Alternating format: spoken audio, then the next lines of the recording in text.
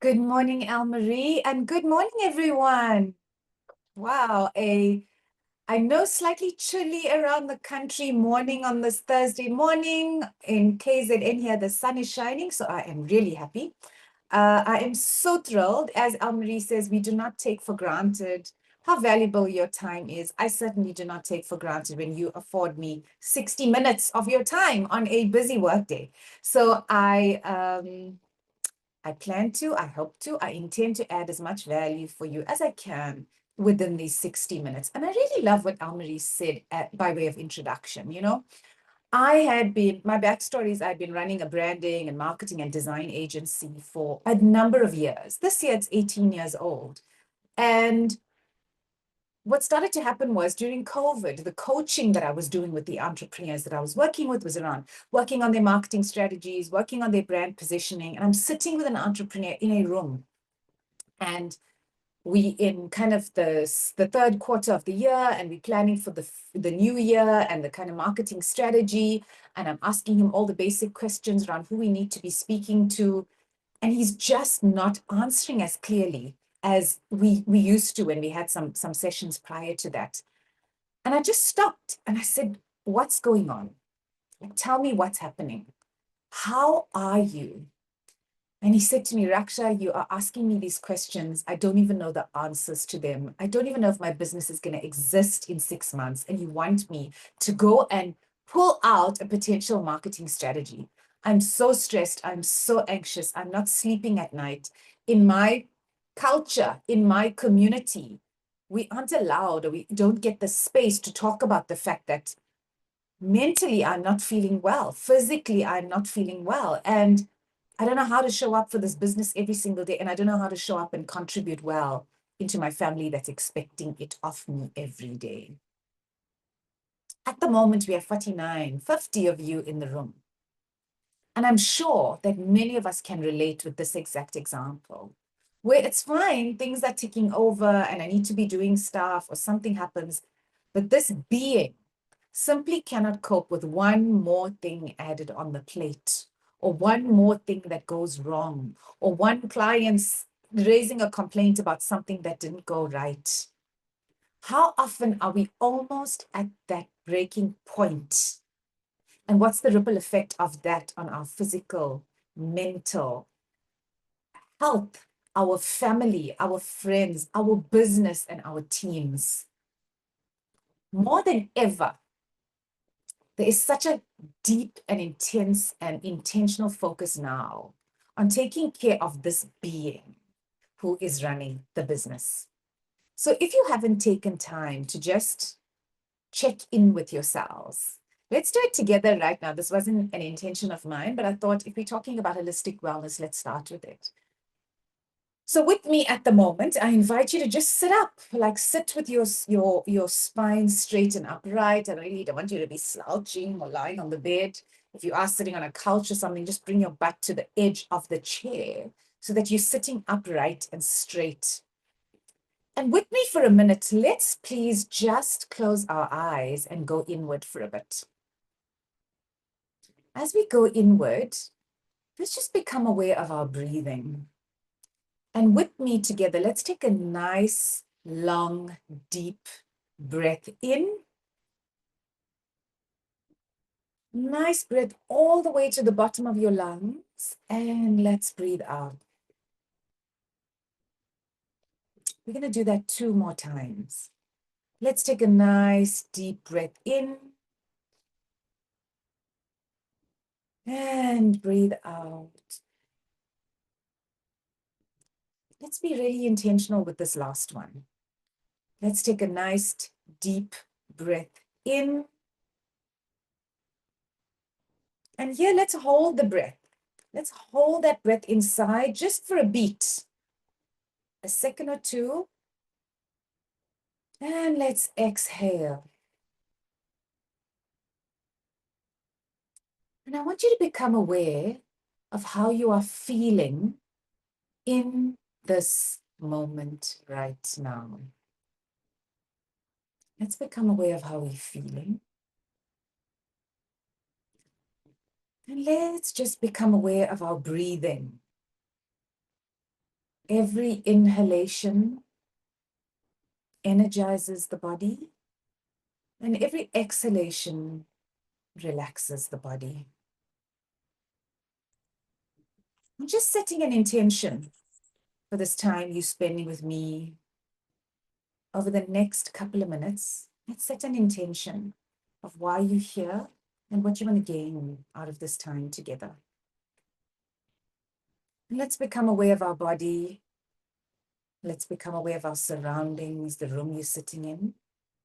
And when you feel ready, just very slowly and gently, let's open the eyes and come back into the room with me. So I'm going to ask you to put one word into the chat. One word, just letting me know how you're feeling. How are you feeling right now? One word, please, everyone.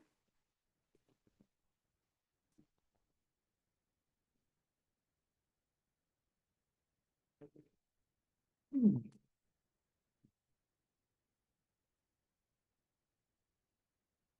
And I am going to get my screen share going. Thank you. Nom pendulo and Yashvir, first two, light and light. Melissa, rushed. How many of us can relate with what Melissa's saying? I feel rushed. This is what happens in life, eh? That's the first step in awareness. Thank you. Tired, calm. Thanks, Buseletso. Energized, relaxed, overwhelmed. There's no right and there's no wrong answer this morning. You feel the way you feel. The point I want to make with you in this the little exercise is often we can't label that. We aren't aware of it. I've gotten up, I switched on the laptop, I'm updating my emails, I'm responding to things, I've opened up social media, my WhatsApps are going, the phone is going, and I'm fine, I'm flowing in it with everything that needs to get done. But have I actually checked in with myself and slowed down enough to check in on how I'm feeling as all of this is flowing? So I want you to, as a starting point for today's session, just switch on that awareness about how you are feeling. And then let's delve into this topic a little deeper.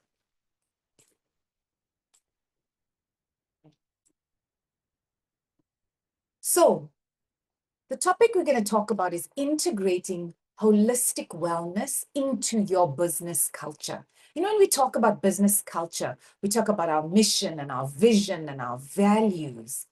And how much of that is truly geared into having a focus around the state of the beautiful beings that make up this business? Do we understand how everyone's doing from a wellness perspective? In terms of flow, I thought let's start by talking about what holistic wellness is. Wellness has become such a buzzword. So let's unpack it and understand what that is. You are all SMEs in the South African context. So let's understand a little bit more around that. I want to talk into why holistic wellness matters in general in life, but specifically for us as business owners, why we need to start having, if it's not there already, a distinct focus on holistic wellness. I'll give us some tips around a practical approach to implementing this in our businesses. And then if you have any burning questions, feel free to drop it in the chat. Almarie is watching the chat for us, but I'll also bank a session of time at the end for us to go into a little bit of a conversation and a bit of Q&A. So let's start. In an ideal world, we would have all the time and all the energy to dedicate to taking care of all these areas of our lives that need it. But we are one human being. There is one human being with a limited capacity of time and energy that can be dedicated to all these areas that we need to take care of in our lives. So often when in traditional terms, when people used to talk about health and wellness, it was always about eating healthy and going to the gym, eating healthy and exercising. And holistic wellness speaks about so much more than that. It really does go way beyond the traditional definitions of health and wellness around eating well and moving your body. And holistic wellness integrates wellness into all aspects of a workplace culture. If it's one thing I want you to leave with today, and it's interesting that I'm starting with this, I want you to think about the concept of wellness in your business and also the concept of culture. What's the culture of the business that you are building? Does it or does it not have a focus on wellness and on its people? And if not, why? So there are 8 dimensions of wellness. And while I'm talking about this, I encourage you to think about and start to audit or analyze your focus on this in your own life. So I'll start with physical. We talk about physically, when I opened my eyes this morning, was I able to lift my body out of that bed? Then I needed to get up and maybe, I don't know, I did laundry this morning really early. I don't know what you did. If it was getting meals ready for the family, sorting out the house, maybe you did a little bit of cleaning, maybe you did none of that and got straight onto your laptop, literally physically cleaning your body and getting ready for the day. Do I have the physical energy needed to get done everything that I need to get done in my life? Intellectual wellness. Gosh, I've been having this conversation with so many people as I am loving every passing day, loving aging, and loving getting older. And I'm talking more and more about my intellectual capacity. Am I able to take in new information, comprehend, process that, assimilate that, decide if I want to incorporate into my life or not, and also communicate that in a succinct manner to people around me? Is my intellect smart and healthy and well enough? Are the synapses connecting? What's my intellectual wellness level at right now? I know when I'm delivering a masterclass, when I'm engaging with people, even in my family and friend circles, when we're talking, who would ask, oh, can you please go back to that? I didn't quite get it. I need to explain it further. What's the intellectual capacity looking like in that person? And if it is compromised, why? Our spiritual wellness, I love it. I wrote it down. Marie said at the start, the soul and the spirit of your business when we look at wellness. This is it for me. At a spirit level, how am I doing? Emotionally, how am I doing? Almarie and I had a little chit chat before the rest of you joined on the call, and we do a little check in. How are you doing? How are you doing? And that answer really is a wellness question. And she delved deeper in with me, going, socially, what's happening in your world? Is your circle expanding? Are you finding friends? I've moved into a new province recently. And it was so beautiful that we had that level of conversation. Occupationally, how well are you doing? Are you enjoying what work you are doing in life? And is there something more? A huge aspect of our wellness is financial. And often when I'm coaching business owners, this is one that very quickly starts to compromise their sense of wellness. As a starting point, I am stressed financially. I'm not sure what's going to be happening around me in the next few months. And the ripple effect of that is everything else starts to fall apart. Environmentally, what does my wellness look like? I've been so addicted to recently the Diary of a CEO podcasts. And about 2 weeks ago, I listened to a long one. I think it was a 2.5 hour podcast that he had with Ariana Huffington.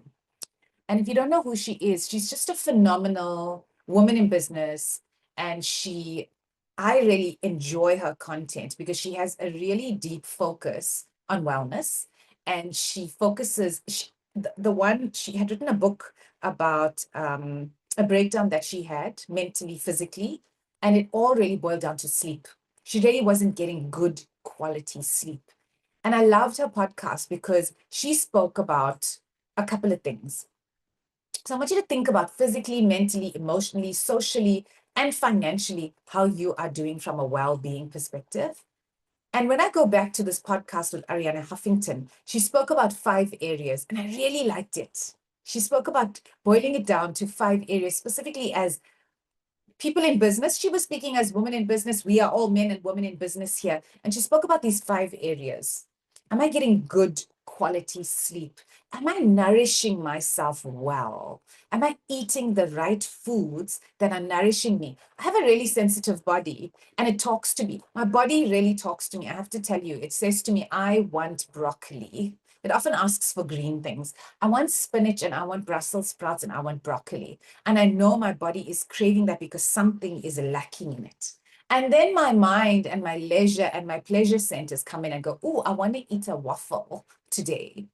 And I will do that for the social aspect of it. But my body will very quickly talk to me and it will go, I'm not too happy. Physically, I'm moving a little slower 24 hours later. And imagine having that level of awareness around your body when it's speaking to you. Movement is an incredibly important one. And we sometimes get stuck in the idea that, oh, I can't afford this expensive gym membership. I really, to get this off the ground, I really need a personal trainer and I can't afford a personal trainer anymore. Absolutely not. Movement is really about being intentional. I put things far away from me. So I don't make it easy and convenient for me to refill my tea. I drink loads of tea during the day. I love herbal tea. And I would have to get up and go to the kettle, put the kettle on, and make myself walk up and down a number of times a day to refill my cup. So movement is really, we can really start thinking about very creative hacks to make ourselves move a lot more in life. It would be beautiful also to bring a supportive community around you. I really love doing a park run, a 5 kilometer every Saturday morning. And it's a part of my life that's really been integrated quite deeply. I enjoy traveling, I enjoy seeing this country, and it's become a thing for me. I want to go to Clarence and see what the park run is like in Clarence in the mountain. I want to go the next time I'm in Cape Town and see what the beachfront Greenpoint Park run is like. And it's such an exciting thing for me to experience these things. Find what works for you in terms of movement and keep moving. The next one, which I'll delve deeper into a little later, is, am I even aware about whether I am stressed or not? And am I conscious and aware of the behaviors that follow when I am feeling stressed? What am I doing to manage my stress better? And what I really loved about what came out of Arianna Huffington's podcast is she speaks about connection. She speaks about connection, that we are not an island. We do not operate and live in isolation. And for true holistic wellness, we do need to feel a sense of connection and community. So I'd love you to, if you are feeling into this as I'm speaking, I'd love you to drop a note, just a note in the chat going, and this is really not for all of us to read and go, oh my goodness, Lerato said that in the chat. The reason I encourage this engagement is for you. It's for you to reflect. And then it's often in writing it down or scribing it that it truly lands for us. So I'd encourage you, and for everyone in this room to agree that when you decide to join a masterclass called Holistic Wellness, we have to allow for a space of vulnerability.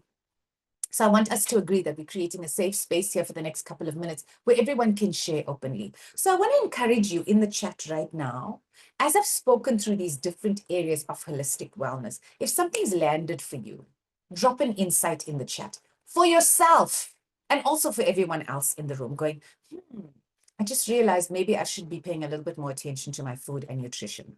I realized I focus a whole lot on movement and I feel a sense of accomplishment when I'm moving, but maybe I'm not managing my stress well enough. Or my environmental wellness hasn't had enough focus as maybe it's needed to in the last couple of years. So I want to encourage you as this masterclass unfolds for you to use this time for introspection and reflection, and feel free to use the chat as things land for you to drop in there what may be working or not working. Thank you, Dips. Being intentional with movement, I like that. Marie, I can completely relate with that. Stress eating and not making good choices. I am an emotional eater. I can tell you the minute something goes wrong and I feel emotion and stress around it, I physically feel hungry. My body is physically telling me that I'm hungry and I want something salty and crunchy and textured, and I'll start feeling better. And what I've started doing is I've stopped, I've taken a breath, I'll drink some water and go, Raksha, is this actually hunger? This feeling that I feel in my tummy is actually irritation and agitation, and it's not hunger. And so sometimes I get on top of it, sometimes I don't get on top of it. That's the other thing, is be okay with ourselves because we are just human. So let's look at why holistic wellness matters for us as business owners, as SMEs. So if there's a focus in a business for you as a business on holistic, on wellness, you will certainly enhance your employee morale and your job satisfaction. Imagine going into a workplace where the leader is saying, "How are you today?" I was building a very traditional business maybe 7 years ago, offices in Randburg, a full team. And I was really intentional about having a Monday morning meeting where everyone would come in and physically would sit at the desk and I would be asking, "How are you today? Your daughter was sick last week and I know she had to get taken to the doctor. Is she doing better? Oh, you were competing in this race event on Saturday. How did that go? Oh, you were a bit stressed because you were trying to get some money together to buy a new bed. Have you gotten that in place and are you sleeping better?"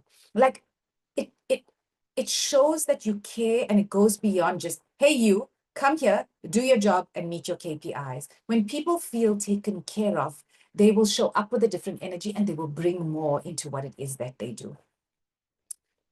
A beautiful added benefit of that is that it reduces absenteeism and staff turnover.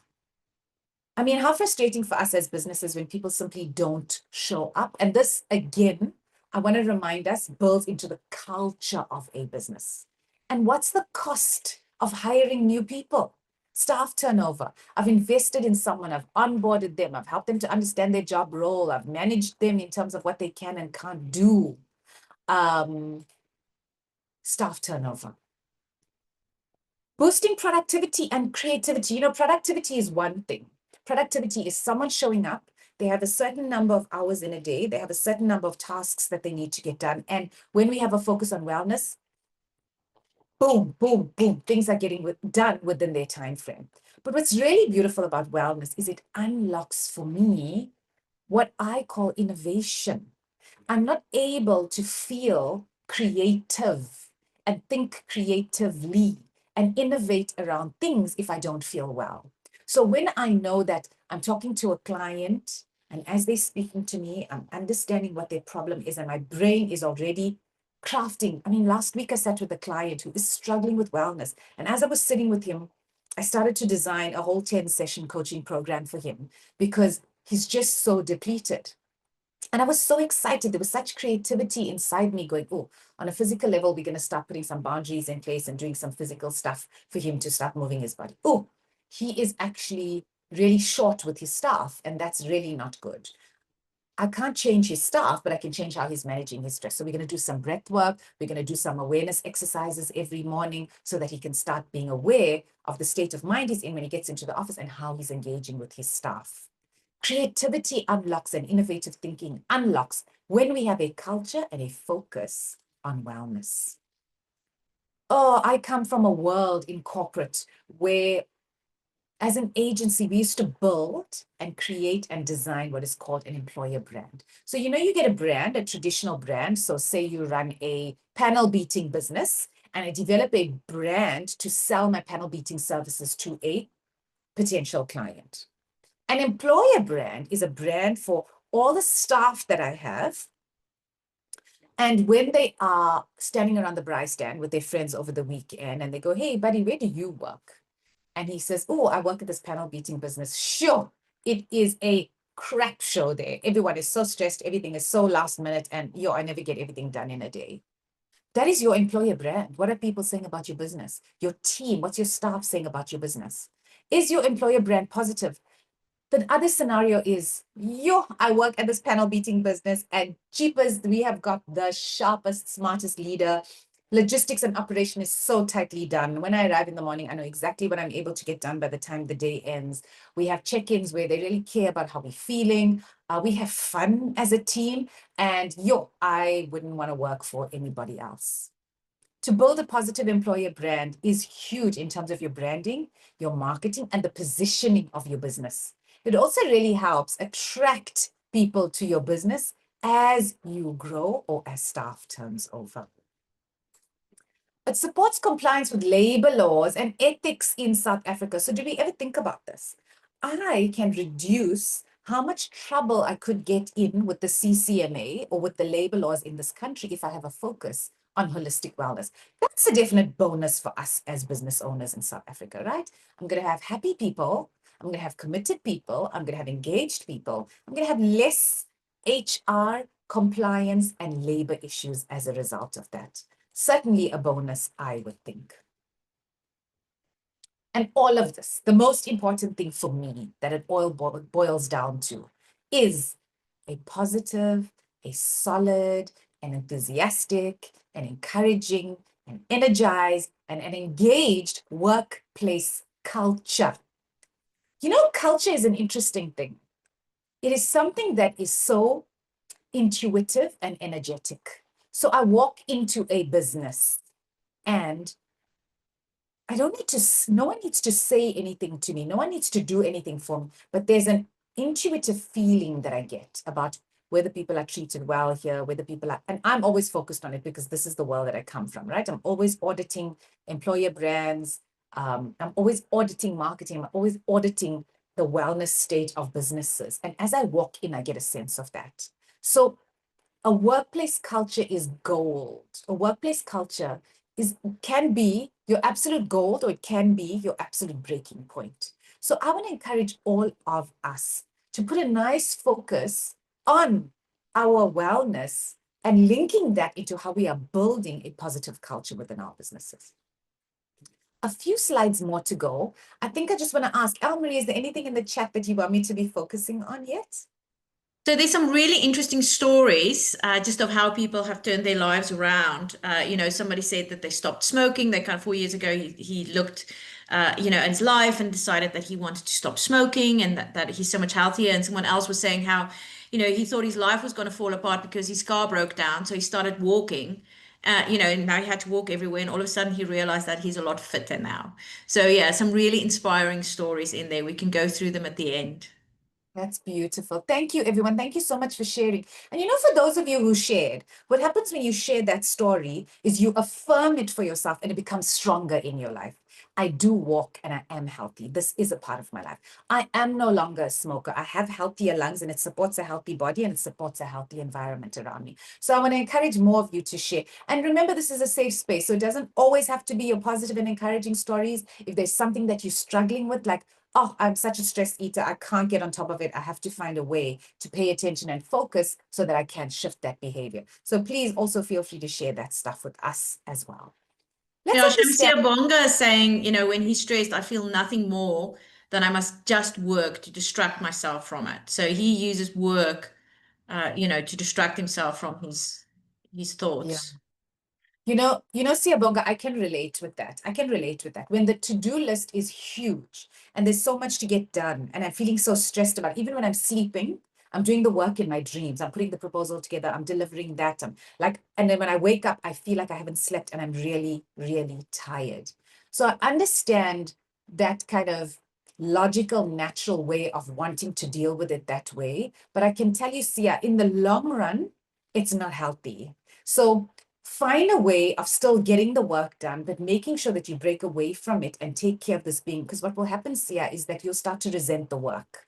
Because what will happen is it will take away from everything else that matters for you. So all I'm doing is working. I don't have time for my family, or I don't have time for my friends, or I don't have time for my hobbies, or fine, I'm working and I'm invoicing and there's money in the account, but I don't have time to enjoy that money. And you will start to resent it. So whilst I understand and I relate with your way of coping with it, I want to encourage you and invite you to start to think about other stress management techniques or stress management options in your life. And we'll talk about some of them. If they don't come up, feel free to also ask and chat into it with me at the end. But a beautiful share there. Thank you.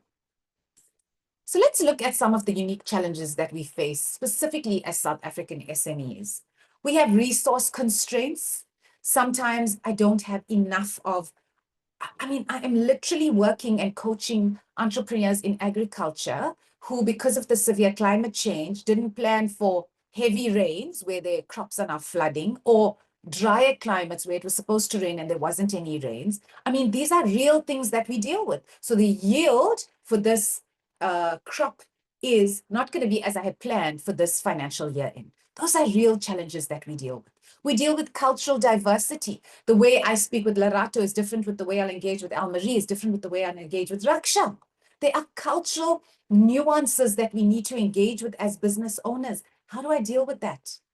We also have this stigma around mental health. Is it okay to say that I burnt out? I was hospitalized for a week last month and I'm finding my way back into it. Is that okay to say or not? And I want to encourage us to allow for some of this transparency. With us as small businesses, there's such a benefit when we have smaller teams. When you have smaller teams, you can decide today, oh, I attended this masterclass with Raksha. I didn't really have this in place before, but from next week, Monday, I'm implementing a holistic wellness management workflow within the business. You can decide that today, and in a smaller business, you can implement that tomorrow. You can implement that next week, Monday. In larger, huger organizations with hierarchies, I would need to get approval at this level and approval at that level. So I want us to understand that as smaller businesses, as small and medium, some of us micro enterprises, we can start implementing a lot of this a lot quicker. We can have quicker, more direct impact. I can literally pull my team into a boardroom tomorrow and I can directly engage with them going, guys, we're going to start working with the wellness wheel on a weekly basis. I want you to every Monday give me a check-in on how you're doing physically, mentally, healthily, spiritually, emotionally, financially. Let's do a one sentence or a one-liner so we can check in. You can directly impact that very quickly. And we can be really agile. We can shift and change and chop and change things as we need to. So these are huge opportunities for us as smaller businesses. We are dealing with things like, I mean, 2 weeks ago, I had such an intense power failure. I literally, my house was dead. I had no power for 6 consecutive days. And it was a municipal issue. There were some cables that were tampered with. And they kept saying, no, hang on, it'll be fixed tomorrow. It'll be fixed tomorrow. It'll be fixed. And it's that the mental load on me. And because I'm so aware, I I had to quickly make the plan B, but it still took its toll on me. It still took its toll on me. We deal with things like power failures. We deal with things like, oh my goodness, we are dealing with water issues. We are dealing with things like corruption within our client environments that we're working with, unique scenarios within public sector, unique scenarios within private sector. We're dealing with financial pressure. Dealing with issues around access to things like healthcare support.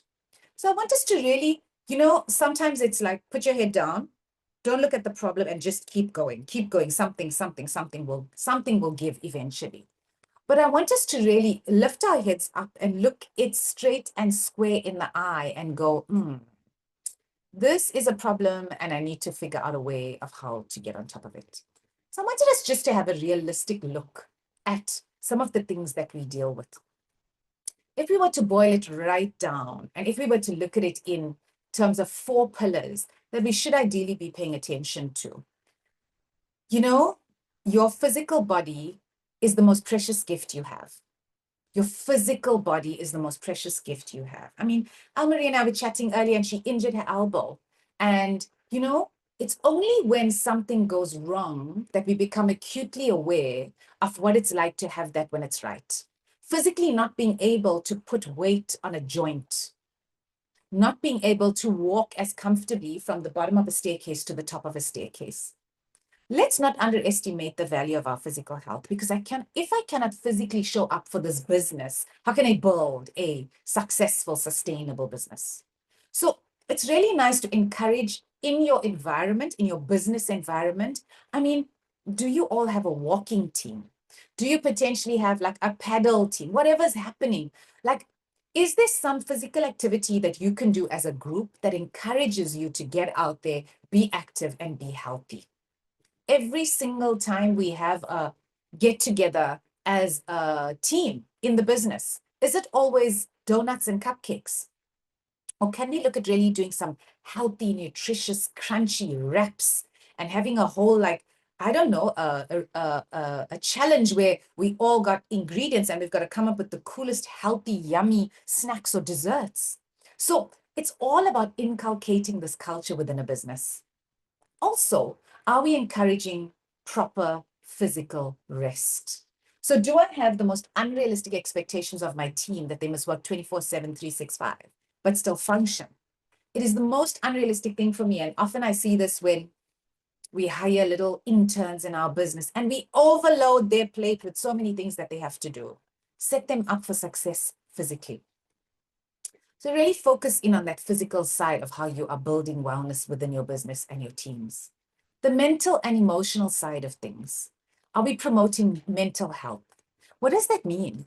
Are we promoting mental health? It means, am I creating a safe environment within the business where people can come to me or come to someone in HR, come to someone in, I don't know, our wellness person within the business and talk about it? Oh, my child's just been diagnosed with XYZ, and I've had to spend so much time in the hospital. And it's really taking strain on my marriage, and it's actually affecting my work adversely. These are real life things that happen in life. It's not airy fairy pie in the sky. Is there a space where we can go and talk about this? Apart from talking about this as a business, are we providing support? I mean, on one of the business groups, WhatsApp groups that I'm on, it was so encouraging for me to see someone write recently and go, oh, I am just struggling. I am not coping with the stress levels, and it's having an effect on the business. I'm really snapping with my team, etc., etc. It was so encouraging for me where people, and she said, I really don't have a budget. I need some free support. It was so beautiful for me where people within that environment went and put on the link for the South African Depression and Anxiety Group, SADAG, where they provide free counseling. Another group, there were at least 3 or 4 different groups that were copied and pasted, and they go, contact these people, book a session here, FAMSA, etc., whether it's an addiction problem, whether it's an abuse, whatever that may be. Apart from creating a space for people to speak and share, provide the support that's needed for them to address the stress. It would be beautiful also if, as a business, you had programs in place. Which business exists without stress? Every single one of our businesses exists with stress, some degree or some level of stress, whether it's about taking care of clients, keeping clients happy, whether it's about service delivery from suppliers, whether it's about the economy and what's happening in the market, whether it's about AI and digital and technology shifting and how we're pivoting aligned to that. There's something happening all the time. So are we providing a platform for stress management in our businesses? Social is a big one. Are people working in absolute isolation, feeling like, oh, I don't know how my manager asked me to do that. I really don't know if I am capable of doing it. I've got to go and Google it or ask someone. Do we create a sense of inclusivity, and teamwork? And are we celebrating the diversity within our teams? Social wellness within our businesses is extremely important. And the last pillar, which I think is the one that we all naturally gravitate towards when we speak stress and wellness, is financial, the financial side of things. If team members are coming to you going, oh, my child has just landed up in the hospital, the medical aid plan isn't covering it, or my husband just lost his job and I really don't know how I'm going to cover the bond, these things happen. As a business owner, I can't solve all your problems. I can't go and give you extra money to pay the bond or give your husband a job or pay for the medical aid, whatever that may be. But maybe I can offer the resources. Oh, we have this financial planner who works with our employees. Please sit with her, talk with her or him about what's happening in your business, and ask them to help you to structure something where you can have a word with the bank around giving you a payment holiday on your bond for the next few months. You can talk to your hospital plan and motivate for whatever that may be. But it's really beautiful when the support exists. I think as business owners, we often feel the stress to have the solution. We don't have to always have the solution because we are also just people trying to live and do well and build businesses as best as we can. But if we don't have the solution, we can have the support for the solution. Financial stress sits around salary transparency, fair benefits. Do I have an expectation of people to be at work all the time, but I haven't created a supportive environment for them to operate? As the world is changing a lot around us now, am I creating space for people to work in a hybrid environment where they can work virtually at home if family members are sick or stressed or whatever, while still doing their work online? And am I providing them the resources to get that done? These are such basic things, but for an employee, for a team member, it makes the world of difference in showing them that you care. Let's look at what we need to be doing as leaders. Leaders set the tone for a wellness culture. So today, if this is resonating for you, if you have a team, if you make the decision today, it's a psychological thing. I want you to step into owning the role as a leader who has a focus on a wellness culture in your business. As part of that culture, share personal wellness stories. Maybe you want to share a story of someone in the business, and obviously, all done within the context of a safe space if you have their permission.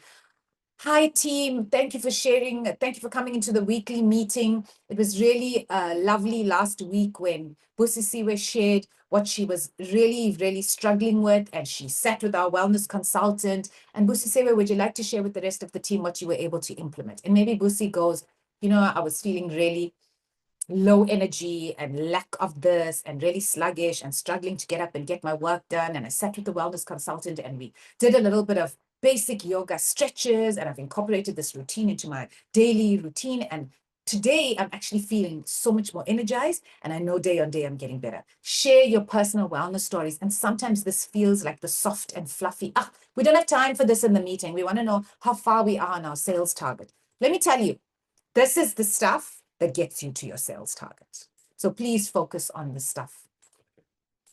As part of the leader, what you want to do, and I know this is a bit of pressure, but this is the only way to get it done. You want to model the healthy behavior. What does that mean? It means as the leader, you need to walk the talk. You need to walk the talk. So if you are saying, I'm going to build a wellness culture within the business, then you need to live it. So if you are saying, I want us to look at and embrace this whole world of healthy eating, we can have healthy snacks in the business. And if you are putting on your Instagram the latest Krispy Kreme trend where you are eating the biggest, oiliest, sweetest, sugariest, drippingest donut, then that goes against what you are saying aligns with healthy behavior. So I'm not saying we need to be 100% perfect all the time, but a starting point shows some interest, care, and commitment to getting it right. So as a leader, let's look into how we can model this healthy behavior. And realistically, as leaders, this takes time and resources. So if it's needed, allocate the necessary budget and resources to build a wellness culture, even if it is a really modest budget. It doesn't have to be, I'm bringing the latest consultant to develop this app where we're all tracking this and it's going to cost you an arm and a leg. No, we're putting a whiteboard up in the boardroom and we're creating a grid. And each time you do a 5 kilometer, you put a tick next to your name. And in the week, I want everyone to have done a 5 kilometer walk, whatever that may be. Allocate the resources for it. I've duplicated the slides. Let's go to the next one. Let's look at some practical tips for everyone, for your everyday integration. So practical tip that I think is really nice, I shared this in terms of something that I had been doing with my teams, was starting meetings with a wellness check-in or a gratitude round. Gratitude is a superpower. Gratitude is a superpower. The more I'm able to stop, slow down, and give thanks for everything that I have, the more I kill this culture of entitlement and embrace gratitude for what I have and not taking it for. I am grateful that I have a jar in my kitchen that is filled with rooibos tea bags and a kettle and electricity because I love herbal tea. And I'm grateful that I can make tea and drink an unlimited amount of tea as much as I want today. And that makes me feel good. I do not take that for granted. I'm grateful that when I turn on the tap, there's clean running water that comes out of that tap. Like not taking the basics for granted is such a beautiful thing. And in the work environment, how often are we taking our jobs for granted? How often are we taking the fact that I get a salary at the end of the month? How often are we taking for granted that I have a steady, solid, committed, trusted client base, and I have repeat business from there? I mean, that is gold as a business. So if we are running weekly meetings with our teams, if we're running regular check-ins, can we start it with a wellness check-in? How is everyone doing? More and more as we do studies in HR and workplace cultures, if we can allow and encourage for flexible work hours and occasional remote working days, this is making for much happier workforces because what's happening is more and more people are doing it. And I see this with my social circle is if one goes, oh, my boss lets me finish early on a Friday, or my boss lets me pick the kids up from school in the afternoon and I'm online and then I can work from online at home, but I'm getting my work done. And the one who doesn't have that flexibility becomes really resentful towards their business and their environment. So as the business owner, Before you even being asked for this, start thinking about where you can meet your staff halfway on this and where you can allow for some flexibility and remote working. A really fun thing to do is to create wellness challenges or themed months. So you can create a wellness challenge. Every day for the next 30 days, I want you to start your day or end your day by journaling your gratitude. What am I great? 5 things I'm grateful for at the end of the day each day. Everyone in the business needs to check in and go, I've done this today. Some awareness and accountability thing, even if it's just a poll in a WhatsApp group. Tick, tick, tick, I did it. Or everyone in the room, everyone in the team is going to meditate for 5 minutes every day. We're just going to sit down, close our eyes, and breathe and become aware of our breathing. We don't have to go and do some course. If you want, you can download an app, whatever that may be. But start thinking about wellness themed challenges. Is it that every team member is going to, for example, walk 5 kilometers once a week, twice a week, 3 times a week, whatever that may be? Or give a prize for the person who creates the most innovative new recipe for Wellness Wednesday lunches with the team, whatever that may be. So think about that. And already it's creating a sense of cohesion, togetherness, and a lovely culture. Also, look at who are local service providers in your area. Maybe there's a Pilates studio down the road. Call the lady from the Pilates studio. Tell her, can you do a free session with my team? And talk to them about the benefit of Pilates. And actually, I have a whole group here. Would you be willing to offer my company a beneficial rate if they sign up for a month of classes with you? Call the local nutritionist to come in and give a talk on nutrition, especially in stressed environments. What's the basics that we should be getting right in our eating? And then are you able to offer my team a preferential rate on designing a nutritional wellness eating plan with you? It's really nice if we could appoint a wellness ambassador or a champion within the team. It would be so beautiful if it could be you, the leader, who's the wellness champion, or if it's a team member who would be the wellness champion within your business. Some low-cost ideas that I want to share with you. Organize walking meetings. I do this. I do this as a business. So when I have business meetings, my first option is always, if they are in-person meetings, my first option is always to do this as walking meetings. When I was in Johannesburg, I had a specific park, an office park with a beautiful park that we would go to, and it had like a little coffee shop near it. So I would say to them, if you want to, we could meet at the coffee shop, but if you're keen for a little walk, let's do a walk and then sit down for a coffee. In KZN, where I'm at the moment, it's the most beautiful environment for us to do walking on the promenade, walking in the park. It also showcases you in a certain light to your potential client or to your team. Also, walking outside, walking in fresh air. I'm telling you, the creative thinking and the connection is so much better.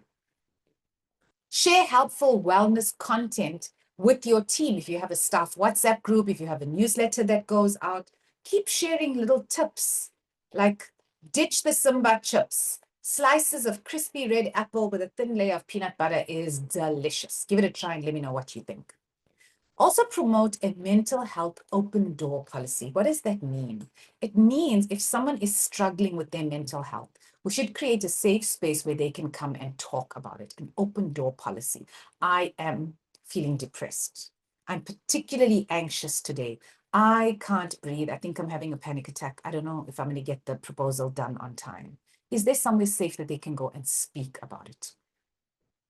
Equally important, we live in incredibly noisy world. Digitally, it is very noisy. There is social media, there is all sorts of digital websites, platforms, podcasts, videos. We are consuming so much. The world is really noisy digitally, but physically, the world around us is also really noisy. Are we able to create quiet, safe spaces for de-stressing? Is there literally a little room in your office where you can put a couch, put a little candle or an incense burner, a warm little throw where you can say, if you're feeling stressed, just go and sit there.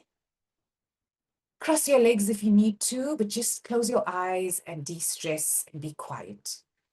If you've had a particularly hair-raising, heated, loud argument or meeting where you're disagreeing on things, and actually the proposal should be structured like this. No, the client's pricing said they wanted that. I'm not understanding that they asked for this, but you're offering them that. Is there a space where you can say, we're not getting anywhere in this meeting? Please give me 5 minutes. I just need to go into the wellness space for 5 minutes.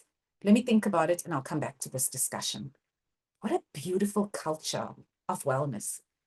And what's really nice is to initiate a support system, a buddy system, a peer support buddy system. So can we pair people up or put them in groups of threes where it's actually, hey, for a few of you, for Yashvir, for Margaret, for Sia, you three are buddies in the office. If something comes up, go and talk to each other. If something's coming up where you're not feeling great, talk to each other and see how you can support each other. If you need outside intervention, then come to the wellness person or we look at how we can help you. So it's really nice to know that someone's got your back, someone's looking out for you. How do we measure the impact of this? Really nice for us in the HR space. Are there reduced sick days in the business? Because people now have a focus on wellness. Are we running surveys regularly where we are improving scores when we are asking people for feedback? Do a wellness survey once a month. Run a little Google form to ask how you're feeling. Are you managing your stress better? Are you feeling healthier? Physically, are you managing that? All of that, you will get feedback and then adapt your initiatives accordingly. Have we been doing a lot of fun runs and fun walks where people are saying physically they're feeling okay? Do we need to adapt it a little bit to focus a little bit more on mental health because they're saying they're not coping well with stress and situations? So adapt accordingly. Celebrate your quick wins publicly to build momentum. So when something goes well, tell everyone, tell everyone. So Shivani was the star and led our meditation group this week. And we had 4 participants come back and report that they were less snappy when engaging in the call center with clients who were difficult. Whatever that story may be, celebrate the quick wins. The key takeaways I'd like you to leave with. Holistic wellness is more than a nice to have. This is something that we have to focus on, especially when the world that we are living in at the moment has become so intense and so complex. Small, consistent actions make a difference. So don't decide I want to do this initiative in August for Women's Month and take care of all the women in the business. And then September comes and everyone's forgotten. Consistency makes a key difference. Leadership's got to buy into this, and employee buy-in is crucial. So we've got to work hand in hand to get this going. And adapt your solutions to your unique SME context. So someone who's working in manufacturing in the mining sector is going to have a very different wellness approach to someone who's providing financial consulting services. So look at what your unique scenario is and adapt that accordingly.